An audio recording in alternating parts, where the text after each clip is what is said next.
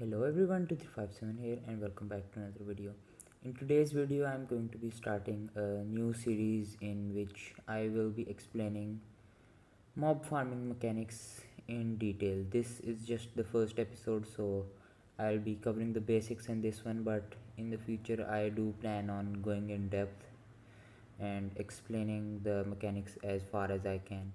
Now the first thing I want to discuss is the spawning ranges, and I know a lot of people already know about the spawning ranges, but a lot of people are also confused about how they work on different simulation distances. So yeah, that's what I'm going to be talking about first. And around me this is the R128 spawning range, and this isn't actually the simulation distance 6 spawning range. It's smaller than this, but yeah, as you can see, the height of this is the same as the height of the simulation distance 6 spawning range. Now this is a resource pack that shows the simulation distance 4 spawning ranges.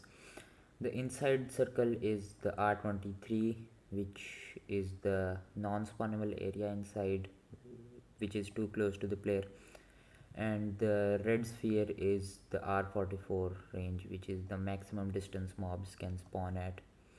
And as you can see, it's pretty small compared to the R128, and that's why mob farms on simulation distance 4 are much more restrained and most of the times a lot slower as well. Now, as I said earlier, the simulation distance 6 spawning range isn't exactly this R128 sphere. It is a bit more complicated. As you can see on this picture here, the mobs can only spawn in the chunks that are shaded in this, and the blue lines are the simulation distance 6 spawning range. This picture is by Golden Helmet, and as you can see, the mobs need to be both inside of the R128 and inside of these specific chunks for it to be able to spawn there. In Sim 6 there are these 61 chunks that mobs can spawn in, and if the mob is inside one of these chunks but is outside the R128 range, like it's way high up there, and the player is down here, then it won't be able to spawn. But even if it is inside the R128 sphere but is like somewhere in this chunk, then it won't also be able to spawn. It needs to be within both ranges to be able to spawn. These chunks in red are the chunks in simulation distance 6 that are simulated but can't spawn mobs, and they are called simulation distance edge chunks. And on higher simulation distances like 8, the edge chunks are still unspawnable, but the simulation distance gets larger and the spawning range also gets larger with it, but these chunks on the edge still remain unspawnable. And on even higher simulation distance like 10 and 12, it gets more complicated as well, because these two already apply these two constrictions, but there is another constriction that a mob can only spawn inside of a chunk if the center of that chunk is within 96 blocks of the player. Now I know all this might sound convoluted, but as you can see from this picture here by Rufus Atticus, these are the maximum number of chunks you can have mob spawn in on simulation distances 10 or 12. Now the next thing I want to discuss are the surface and cave mobs. Now this creeper currently has nothing above it, so if it just spawned on this block, it would have been a surface mob. And this creeper right here in front of me does have a solid block on top of it, so if it were to spawn right here, it would have been a cave spawn.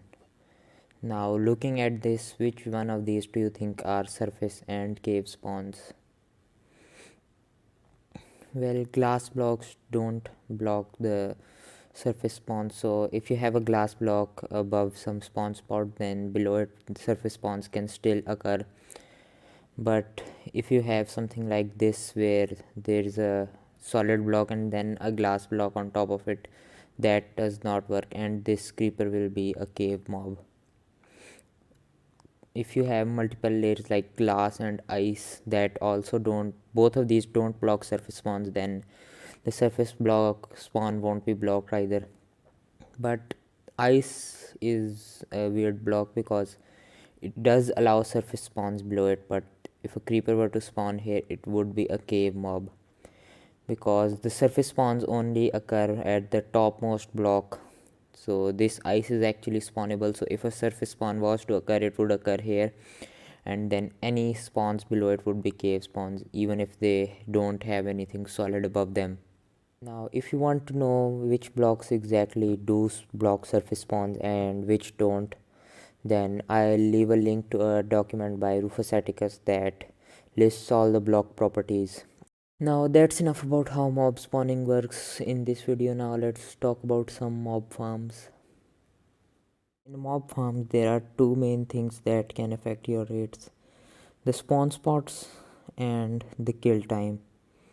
Now over here I have a setup. Just imagine this is a full farm. I've just made one slice of it, and one of the farms has a lot of spawn spots like this one, but the kill time here is longer because the longer water stream, while the other farm has a bit less spawn spots, but the kill time is much smaller because the water streams are shorter.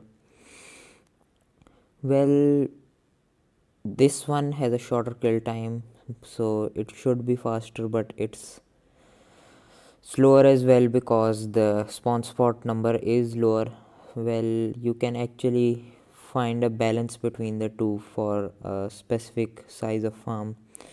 Generally for smaller farms you want to get more spawn spots because the cap won't fill much anyway, so the kill time will be less effective and the number of spawn spots will greatly increase the rates of the farm.